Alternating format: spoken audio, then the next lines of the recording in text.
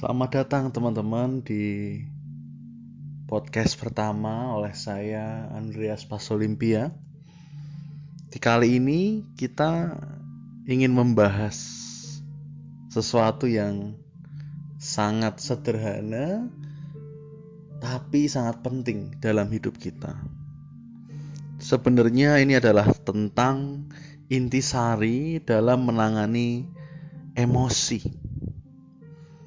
Menangani berbagai masalah yang muncul dalam hidup kita. Saya pribadi telah lama merenungi ini dan juga telah mendapatkan berbagai ajaran terkait ini. Tapi juga kita sama-sama belajar, karena ya proses belajar tentang ini adalah seumur hidup sebenarnya. Pada intinya, kalau kita ingin mengolah emosi, kita perlu lihat dari minimal dua hal. Yang pertama adalah dari realitasnya, dari pengalaman kita, dari halnya. Kemudian dari energinya atau emosinya itu sendiri. Jadi bisa kita lihat dari pengalamannya atau halnya. Bisa juga kita lihat dari energinya atau emosinya itu sendiri. Nah, yang paling pertama dalam mengolah emosi adalah tentang emosinya itu sendiri. Bagaimana kita menanggapi emosinya itu sendiri? Caranya adalah mengakuinya tapi tanpa terhanyut olehnya. Mengakuinya tapi tidak terhanyut olehnya. Biasakan untuk menarik dan membuang nafas secara sadar. Untuk kita bisa mengamati emosi itu, mengakui emosi itu, tanpa terhanyut kepadanya. Emosi itu kita umpamakan sebagai tamu yang kita welcome, kita akui, untuk kita olah atau kita berkahi seperti saudara kita, seperti tamu. Tapi juga kita bisa menyadarinya bahwa emosi itu bergerak dan berubah. Jadi juga kita tidak hanyut kepadanya dan kita tidak mencengkram padanya. Jadi biarlah dia berubah kalau hendak berubah.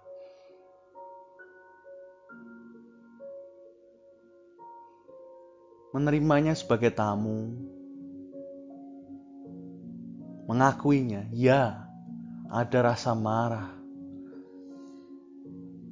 ada rasa benci, ada belum memaafkan, ada mengganjal dalam hati. Paling tidak kalau kita mau lebih lanjut dan tidak melabeli emosi itu, kita rasakan ada satu energi-energi, ada rasa-rasa yang bergerak. Biasanya di bagian badan, di dada, perut, ada satu emosi. Itulah pergerakan energi, itulah emotion, energy in motion. Kemudian setelah kita mengakuinya, barulah kita bisa melakukan upaya transformasi apapun.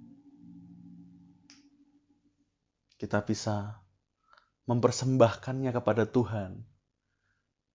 Kita bisa memeluknya, mendekapnya, mentransformasikannya menjadi satu berkah, mengolahnya.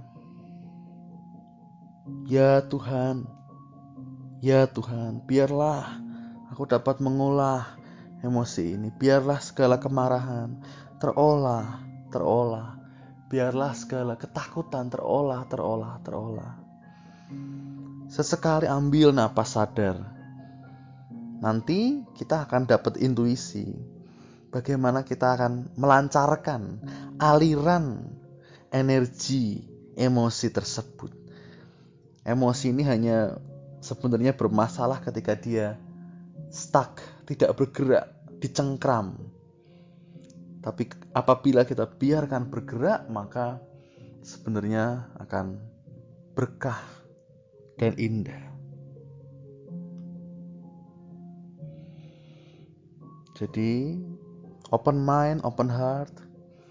Ya Tuhan, biarlah ini tertransformasi jadi berkah. Ya Tuhan, biarlah ini bertransformasi jadi hikmah. Dan izinkan dia mekar, dekap. Jangan dimusuhi, tapi dekap. Serahkan kepada Tuhan. Lakukan apapun, baca doa, baca satu kata-kata yang memberkahi itu. I'm sorry, forgive me, I love you, thank you. I'm sorry, forgive me, I love you, thank you. Oke, di situ tentang mengolah energinya dan emosinya. Sebenarnya banyak sekali cara-cara untuk mengolah itu. Mulai dari hipnoterapi, berbagai teknik meditasi dari timur, nafas, kemudian berbagai olah tenaga, dan lain sebagainya. Tapi kurang lebih seperti itu yang paling mudah dan paling intisari. Nah, aspek yang kedua adalah kita tidak mudah percaya dengan apa yang tampak. Begitu kata guru saya, His Holiness Dalai Lama. Jadi, kita tidak mudah tampak percaya dengan appearances. Appearances itu ya apa yang tampak ini loh. Jadi misalnya dia menyakitiku, dia pasti jahat. Dia adalah layak untuk dipukuli. Aku benci dia memang jahat. Dan seperti itu. Jangan mudah percaya dengan satu penampakan-penampakan. Kata orang, aku tidak layak. Aku harus percaya apa kata orang. Nah, apa yang tampak itu? Pikiran kita, mindset kita, pengalaman kita. Investigasilah. Investigasi, melihat mendalam. Sekali lagi, belajar meditasi juga baik. Tarik nafas, buang nafas dengan penuh kesadaran. Tenang, tenang. Baru sadari. Baru investigasi. Dari mana kita bisa menginvestigasi? Dari pengalaman yang nyata dan sederhana. Investigasi itu tidak usah membingungkan dan masuk ke dalam satu pusaran. Bingung itu tidak, tapi apa yang ada? Lihat gitu. Tapi apa yang ada ini jangan tertipu oleh penampakannya. Misalnya, saya kesulitan ekonomi di saat pandemi virus corona. Apakah saya harus mencuri? Oh ya, apa yang saya perlu lakukan? Mencuri, bekerja, pindah pekerjaan. Apa sih sebenarnya kita investigasi? Ekonomi adalah berarti ada kaitannya dengan uang. Uang ada kaitannya dengan mengapa adanya uang adalah adanya satu kreativitas umat manusia yang ingin berekspansi dari dia suku-suku yang kecil menjadi suku-suku yang besar, akhirnya menjadi negara-negara. Kenapa terjadi seperti itu ya? Karena terjadi penciptaan manusia. Oke, berarti ceritanya saya hidup di dunia ini yang perlu uang di zaman ini. Apa sebenarnya uang? Uang adalah nilai tambah dari kreativitas kita. Berapa uang yang saya butuhkan sebenarnya? Kalau capek, ambil jeda ya, jangan pusing-pusing, tarik nafas, buang nafas, bedah lagi. Apa sebenarnya? Saya butuh sekitaran segini. Nggak usah terlalu kaku dan pasti. Kadang orang membedah ini terlalu kaku dan pasti, tapi Kita cuma mau lihat clear, mau lihat dengan jernih gitu. Bukan mau mencengkram, tapi mau lihat dengan jernih. Oh ini nih, oh kira-kira saya butuh sekitar segini.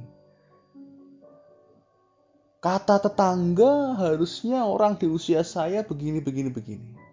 Apakah benar? Apakah saya harus mempercayai itu? Investigasi. Investigasi pikiran Anda. Ternyata setelah dibedah, saya butuh sekian juta per bulan dan ada baiknya saya berdagang. Berdagang apa persisnya? Nah, gunakan hati nurani Anda juga untuk membedah pengalaman. Jadi jangan hanya gunakan pikiran Anda, tapi gunakan satu keindahan dalam hati Anda untuk apa ya? Dan minta bantuan Tuhan, minta bantuan satu kecerdasan yang lebih besar. Investigasi pengalaman Anda. Dan yang terakhir, investigasi juga pikiran Anda. Itu yang paling penting. Apakah pikiran ini adalah bermanfaat? Bukan masalah benar atau salah, tapi apakah pikiran ini bermanfaat? Apakah pikiran ini memberkahi?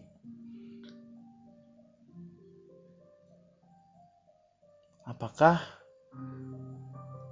patut dibebankan atau patut dipanggul beban yang berat ini ditekan oleh kiri dan kanan? Siapa yang menekan?